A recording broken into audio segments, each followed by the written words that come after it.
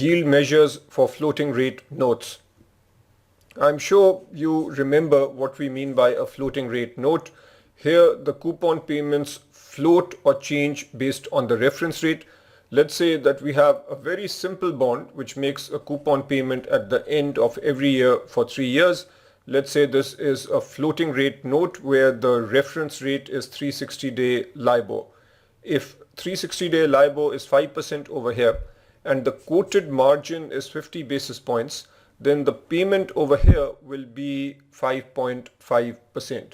The payment over here will be equal to LIBOR at the end of period 1 plus 50 basis points. So the payments are always going to be the reference rate plus the quoted rate. There is this other concept called the required margin, which is synonymous with discount margin. The required margin or the discount margin is the yield spread over the reference rate such that the floating rate note is priced at par value on reset date. Now this number can change over the life of the bond depending on the credit risk or liquidity risk.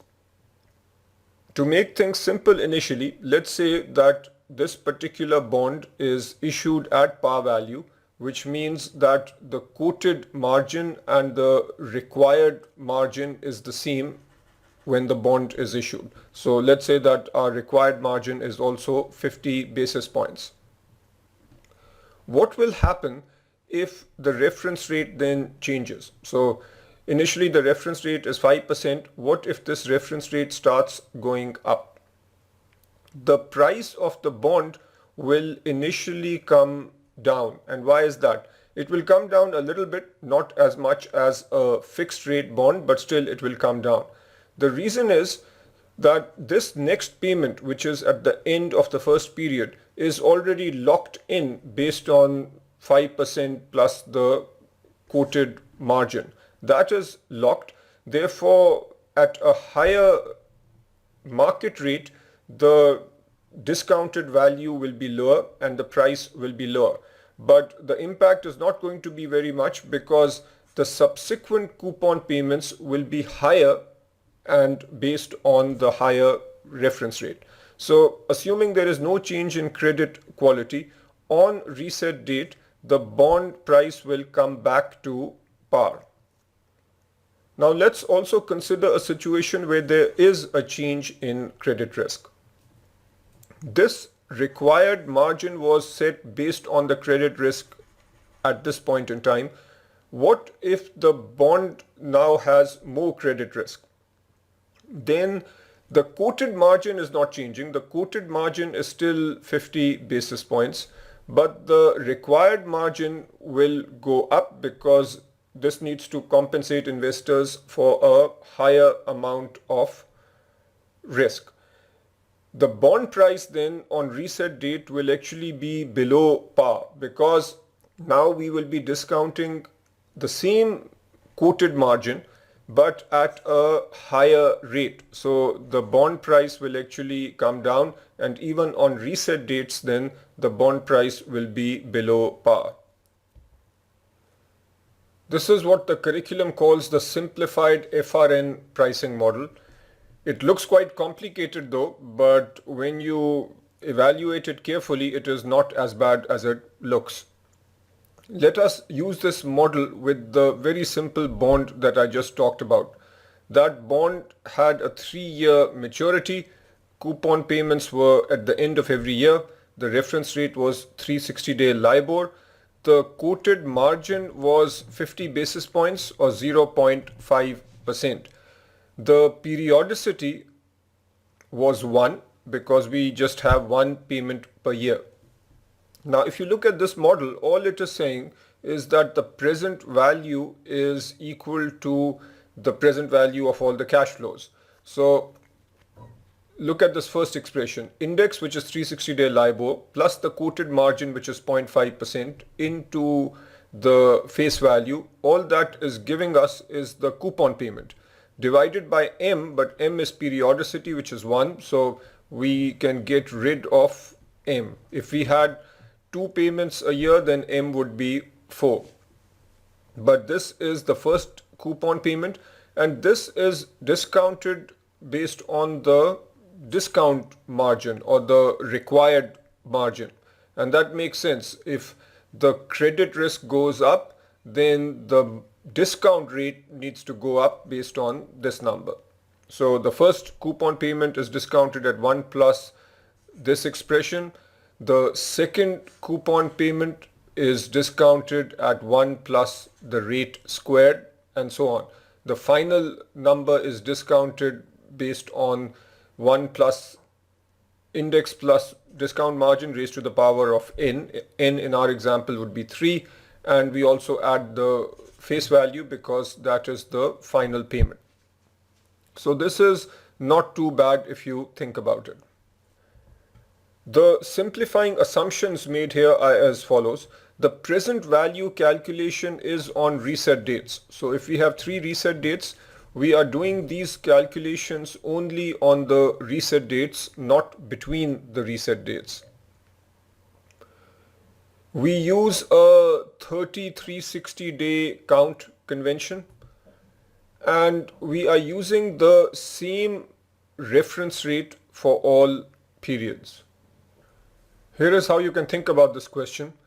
We have a 4-year bond and it pays 3-month Euribor plus 1.25%. 3-month Euribor means that we are talking about a periodicity of 4 payments per year. That means we have a total of 16 periods. The quoted margin is 1.25%. We are assuming constant Euribor of 2%, and this is one of the simplifying assumptions that we make. So what is the coupon payment for every period? That coupon payment is 2% over 4. Remember, it is a quarter pay, so 2% over 4 is 0.5%. Plus we add the quoted margin. The quoted margin, like all other percentages, is expressed as an annualized number. We de-annualize by dividing this by 4 and we get 0.3125. 0.3125 plus 0.5% is 0.8125%. This means that the coupon payment at the end of every quarter is this in percentage terms, and if we are using a par value of 100, then the coupon payment is simply 0.8125.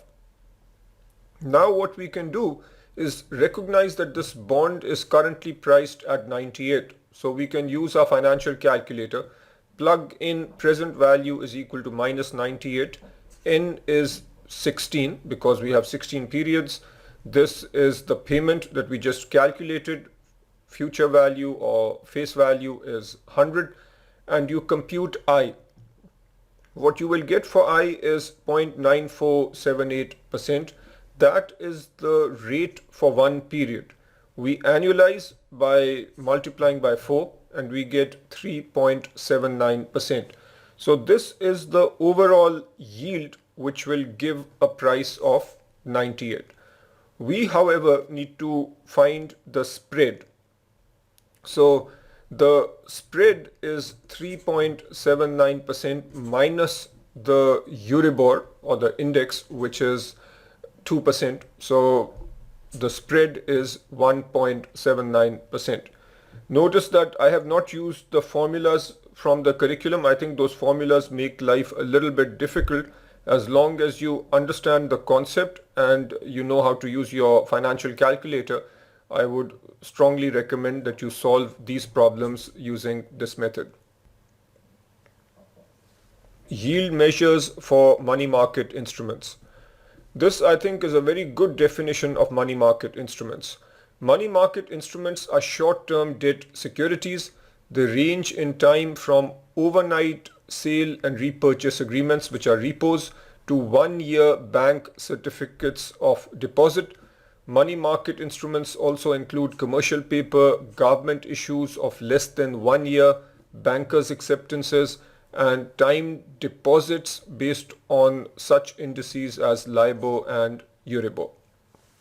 Now you need to understand the difference between bond market yields and money market yields. As we've discussed, bond market yields are annualized and compounded.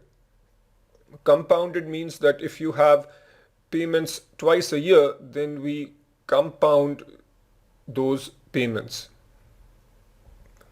Money market yields, on the other hand, are annualized and stated on a simple interest basis. So this part is the same, but the yield is stated on a simple interest basis, and I'll run through some examples which show you exactly what that means. Bond market yields are calculated using standard time value of money analysis. With money market yields, we have non-standard calculation, which we will discuss, and we have the concept of a discount rate or a add-on rate, which we will also discuss. Bond market yields are stated for a common periodicity for all times to maturity. The most common periodicity for bonds is 2, so we assume 2 payments a year. With money market instruments, there are different times to maturity, and therefore we have different periodicities for the annual rates. And again, this is something we'll go over. Now let's, through some examples, understand the points that were just made. Let's start with a very simple US T-bill. This is a short-term money market instrument, and it is quoted based on a discount basis yield. This is something you've also seen in quantitative methods, so I hope this is a review. We have a 91-day US T-bill with a face value of 10 million, quoted at a discount rate of 2.25% for an assumed 360-day year. So what is the price of this bond? This is the formula that I hope you remember. The discount rate is quoted like this. I'm going to break this into 2 parts. This is part 1 and part 2.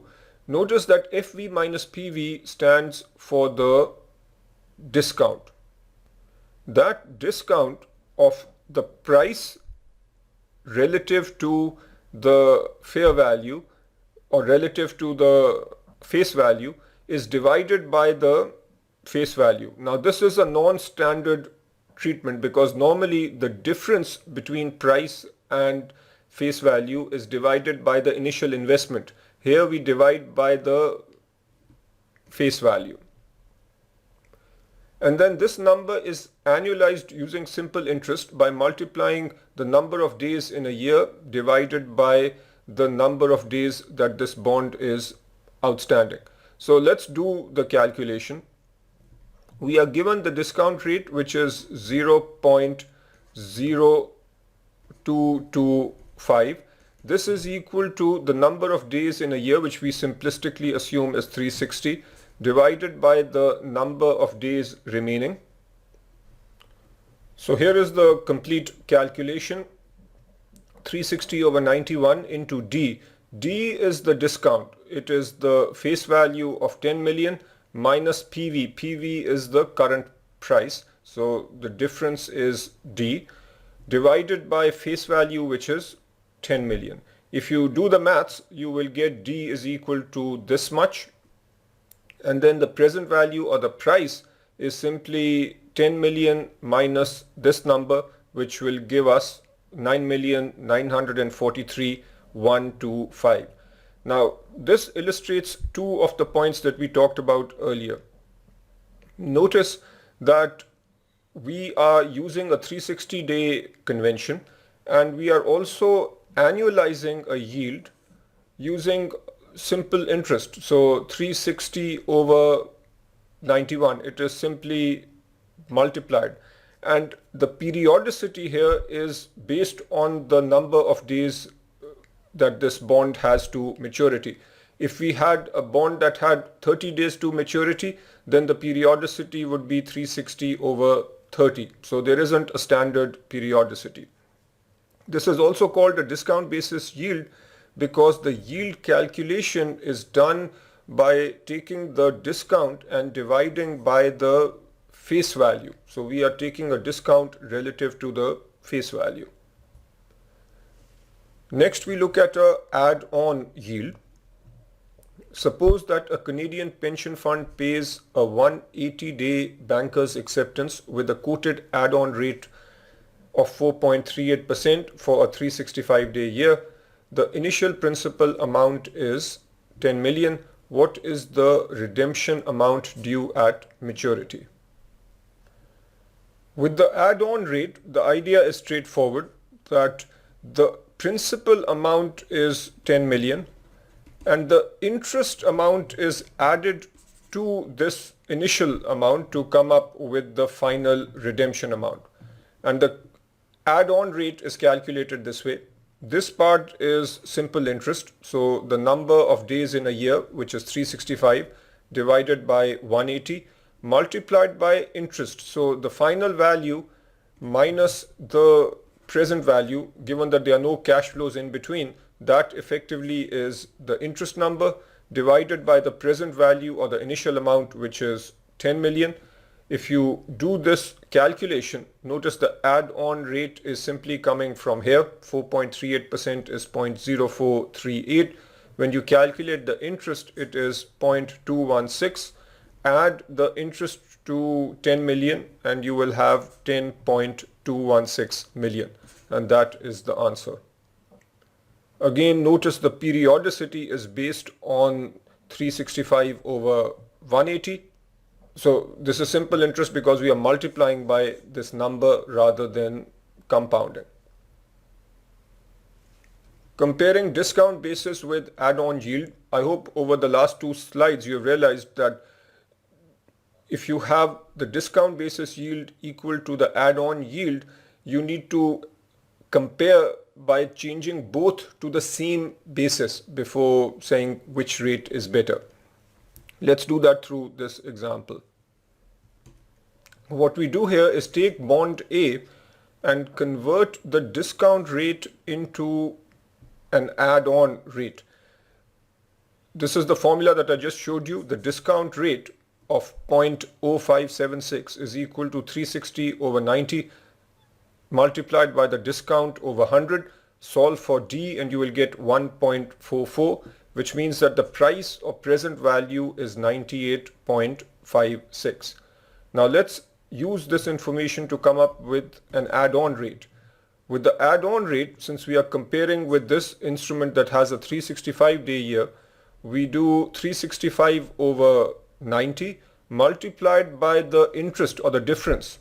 Notice that 98.56 becomes 100, so the interest is 1.44. But with the add-on rate, we take 1.44 and divide by the initial amount of 98.56. And when we do that, the add-on rate is 5.925%, which is better than instrument B. So simply by looking at these two numbers, instrument B seems better. But when you do an apples to apples comparison, you realize that instrument A is actually giving you a higher yield. And this leads us to the general point that when a discount rate is converted to an add-on rate, the converted rate is a bond equivalent yield or an investment yield, and this will be higher than the original discount rate. Now I want you to do example 10. If you use the logic that I just explained, here are the answers that you should get.